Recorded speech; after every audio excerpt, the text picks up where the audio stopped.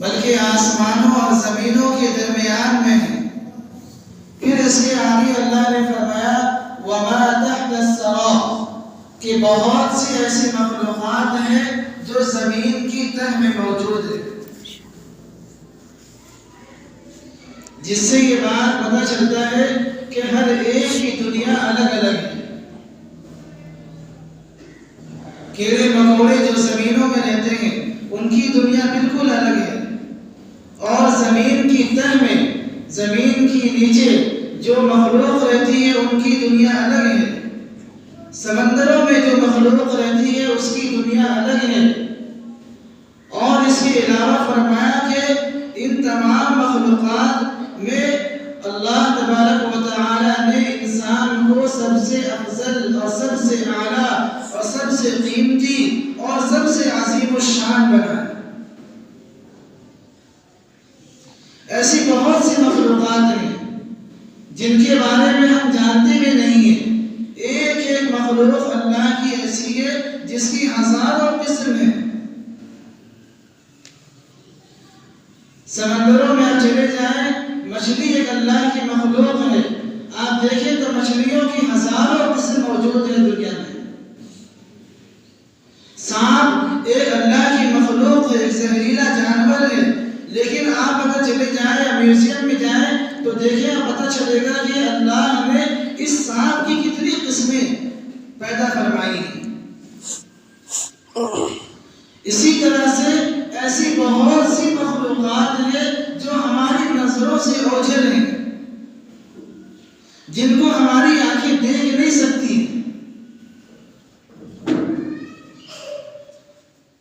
لیکن اللہ تبارک و تعالی نے ان تمام مخلوقات میں اللہ نے انسان کو سب سے افضل بنایا۔ یہ جو آیت پڑھی گئی آپ کے سامنے لقد کرمنا بنی آدم، کہ اللہ تبارک و تعالی نے انسان کو فضیلت بخشی، اعلیٰ مقام عطا فرمایا، عظیم الشان بنایا، عظیم اور عظیم سے عظیم تر صلاحیتیں اور قوتیں دی انسان کو، اور ایسی ایسی صلاحیت اور ایسی قوت اور ایسا دماغ اور ایسا ذہن اور ایسی صلاحیت اور ایسی طاقت اللہ نے انسانوں کو دی کہ انسان خود حیران رہ جاتا ہے۔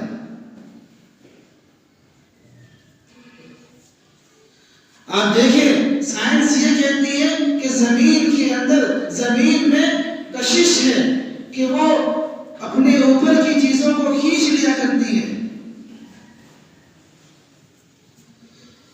آپ کوئی چیز ہوا پر اڑائیں، پتھر ہی پھینکیں یا کوئی چیز آپ اوپر کو ڈالیں تو دیکھیں کہ وہ کتنی مشکل سے اوپر کی طرف جاتی ہے وہ چیز، لیکن جب اسے نیچے آنا ہو تو بڑی تیزی کے ساتھ وہ نیچے آتی ہے۔ لیکن یہ غور کریں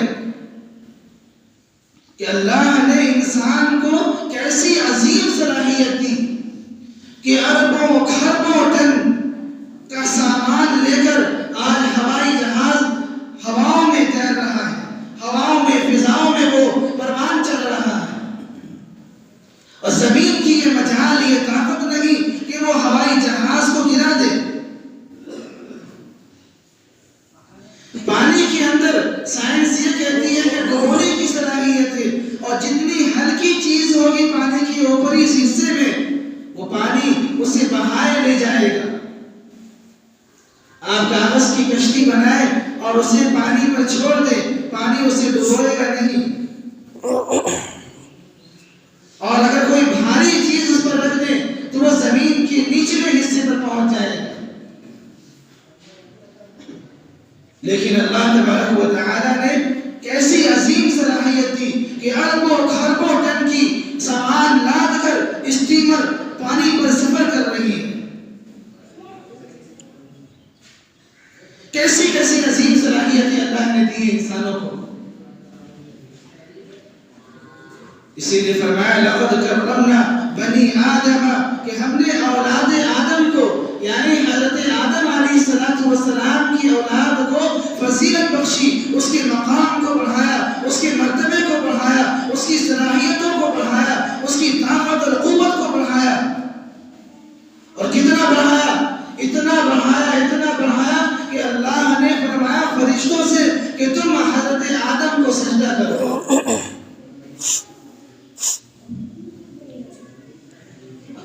کیا فرمایا؟ فرشتے اعتراض کرنے لگے تھے، سوال کر رہے تھے کہ ہم انہیں سجدہ کریں جبکہ یہ مٹی کا پتلا ہے. یہ تو اللہ نے فرمایا کہ بس حکم ہے یہی، حضرت آدم اور اولاد آدم کے مقام اور مرتبے کو بڑھانا تھا تو اتنا بڑھا دیا اللہ نے، اتنا قیمتی بنایا، اتنا قیمتی بنا دیا. لیکن میرے محترم بزرگوں، دوستوں، ہم سبھی جانتے ہیں کہ جو چیز قیمتی ہوتی ہے اس کی حفاظت بھی اتنی ہی کی جاتی ہے، اور جو جتنا بڑا ہوتا ہے، جو جتنا بڑا ہوتا ہے اس پر ذمہ داریاں بھی اسی قدر ہوتی ہیں. اللہ نے حضرت آدم علیہ السلام اور ان کی اولاد کی مقام اور مرتبے کو جو بڑھایا وہ یوں ہی نہیں بڑھایا بلکہ ایک عظیم ذمہ داری کو دے کر کے بڑھایا تھا.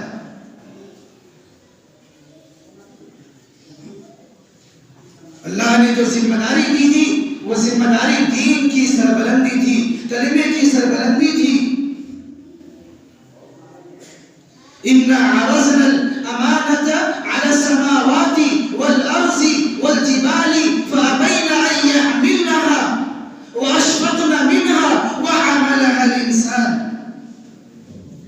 وہ ذمہ داری اللہ نے آسمانوں کو دی، زمینوں کو دی، پہاڑوں کو دی، دریاؤں اور سمندروں کو دی، دنیا کی تمام مخلوقات کو وہ ذمہ داری دی. فَأَبَيْنَ أَن يَحْمِلْنَهَا، وہ تمام کی تمام چیزوں نے، مخلوقات نے اس ذمہ داری کو لینے سے منع کر دیا. اللہ ہم یہ ذمہ داری اٹھا نہیں سکتے.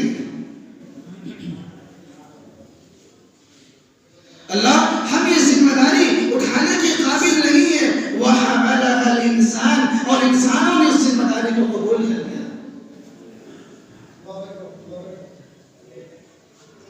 اللہ نے ہمیں قیمتی بنایا ہے اور اس کے علاوہ بہت سی ذمہ داری ہمیں ہمارے اوپر دی گئی ہے.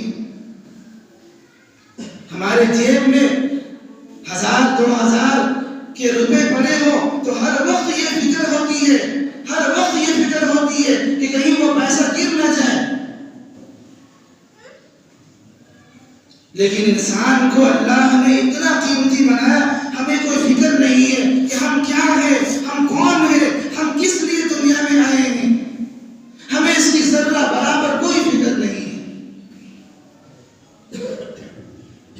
میرے محترم بزرگوں، اللہ تبارک و تعالی نے انسانوں کو مخدوم بنایا تھا.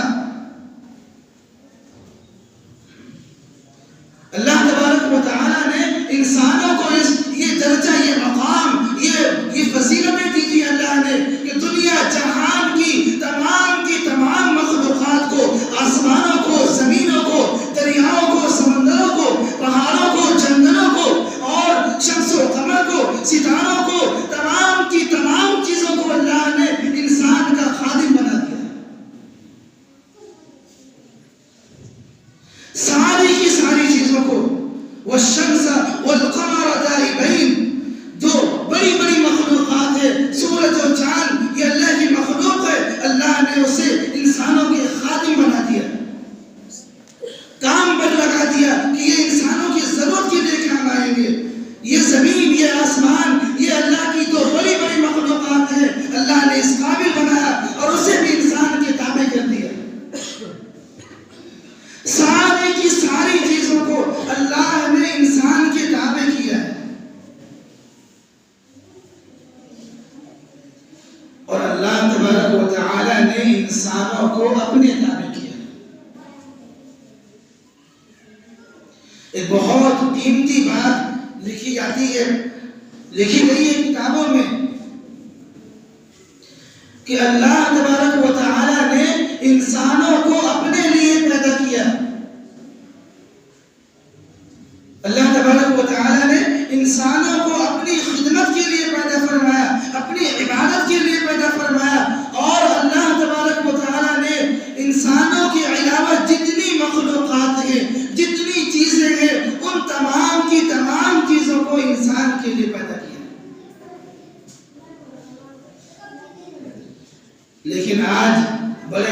افسوس کی یہ بات ہے کہ جس انسان کو اللہ نے مخدوم بنایا تھا، جس کی خدمت کی جانی تھی، مخدوم اسے کہا جاتا ہے جس کی خدمت کی جائے، اور خادم اسے کہا جاتا ہے خدمت کرنے والے کو۔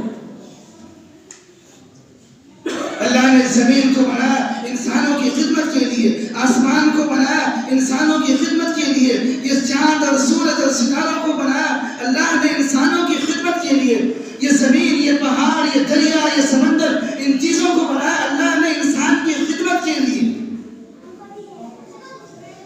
یہ جانور، یہ درندے، یہ پرندے، یہ کیڑے، یہ مکوڑے، یہ مچھلیاں، ان تمام کی تمام چیزوں کو اللہ نے انسانوں کی خدمت کے لیے پیدا فرمایا۔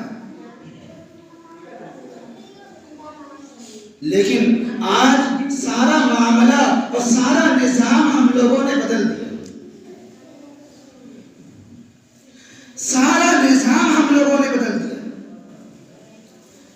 کہ جو چیزیں ہماری خدمت کے لیے پیدا کی گئی تھی، آج انسان اس کی خدمت میں لگا ہوا ہے۔ ہر نظام کو اور ہر معاملے کو ہم نے بدل دیا، اللہ کے ہر قانون کو ہم نے بدل دیا، ہر فیصلے کو ہم نے بدل دیا۔ آج ہم دیکھ لیں، آج ہم اپنی زندگی پر غور کریں، اپنی زندگی پر نظر دوڑائیں کہ ہم کو اللہ نے کس لیے پیدا کیا تھا اور دنیا کی چیزوں کو اللہ نے کس لیے پیدا کیا تھا، معاملہ بالکل صاف ہو جائے گا۔ آج انسان چیزوں کا غلام اور چیزوں کا خادم بنا ہوا ہے، سامان کا خادم بنا ہوا ہے، دکان و مکان کا خادم بنا ہوا ہے، مکانوں اور یہ کاروبار، یہ بزنس کا یہ خادم بنا ہوا، غلام بنا ہوا ہے۔ صبح سویرے اٹھنا مشکل ہوتا ہے، لیکن جب یہ یقین، یہ اعتماد ہوتا ہے کہ ہمیں اٹھنا ہے اور ہمیں کام پر نکلنا ہے، تو اس کے لیے کوئی دشواری نہیں ہوتی۔ وہ انسان اپنے وقت پر اٹھ رہا ہے، وقت پر ساری تیاری کر رہا ہے اور سارے ساز و سامان کو لے کر اپنے کاروبار کی طرف نکل بھی رہا ہے۔ گرمی ہو، سردی ہو، دھوپ ہو، بارش ہو، طوفان ہو، کچھ بھی ہو، وہ اپنے کام پر نکل رہا ہے۔ لیکن اللہ کے حکم کے سامنے کھڑے ہونے کے لیے وہ تیار نہیں ہوتے۔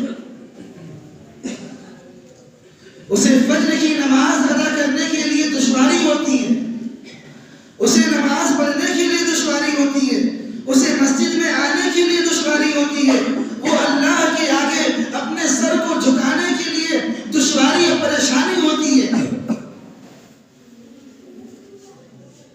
صحابہ کرام نے دنیا کی تمام چیزوں کو اپنے تابع کر لیا تھا، تمام کی تمام چیزوں کو۔ حضرت عمر رضی اللہ تعالی عنہ کہ ایک حکم نامے پر، ایک پرچی پر آپ نے لکھا تھا دریائے نیل کو کہ اگر تو اللہ کے حکم سے بہتی ہے تو بہہ۔ ایک بات لکھی تھی اس نے، اس پرچی میں، وہ بھی تو ہماری طرح انسان تھے، اللہ کو ماننے والے، اللہ کے نبی کو ماننے والے، اللہ کے دین کی آگے سر جھکانے والے، ہماری طرح وہ بھی انسان تھے۔ جو سالہ سال سے جو رسم چلی آ رہی تھی، دریائے نیل میں ایک جوان لڑکی کو ڈالا جاتا تھا ہر سال، اور لوگوں کا یہ عقیدہ بنا ہوا تھا کہ جس سال یہ لڑکی نہ ڈالی گئی اس سال دریائے نیل بہنا چھوڑ دیتا ہے، سوکھ جاتا ہے۔ یہ امیر المومنین حضرت عمر بن خطاب رضی اللہ تعالی عنہ کے سامنے جب یہ معاملہ پہنچتا ہے تو آپ ایک پرچی پر لکھ کر دیتے ہیں کہ دریائے نیل اگر تو اللہ کے حکم سے بہتی ہے تو بہ، ورنہ رک جا۔ اور جیسے ہی اس پرچی کو دریائے نیل پر ڈالا جاتا ہے، وہ پرچی بہنا شروع، وہ دریائے نیل بہنا شروع ہو جاتا ہے۔ آخر وہ کون سی طاقت تھی صحابہ کرام کے اندر، وہ کون سی بات تھی، وہ کون سی خوبی تھی صحابہ کرام کے اندر کہ افریقہ کے جنگل میں پہنچ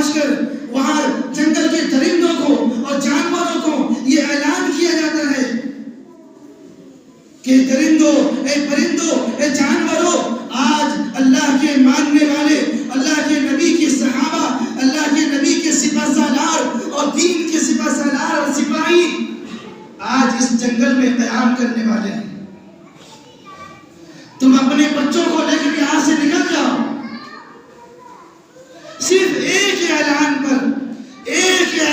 پر افریقہ کا سارا جنگل خالی ہو جاتا ہے. آخر وہ کون سی بات تھی کہ صحابہ کرام نے ہواؤں پر حکومت کی تھی؟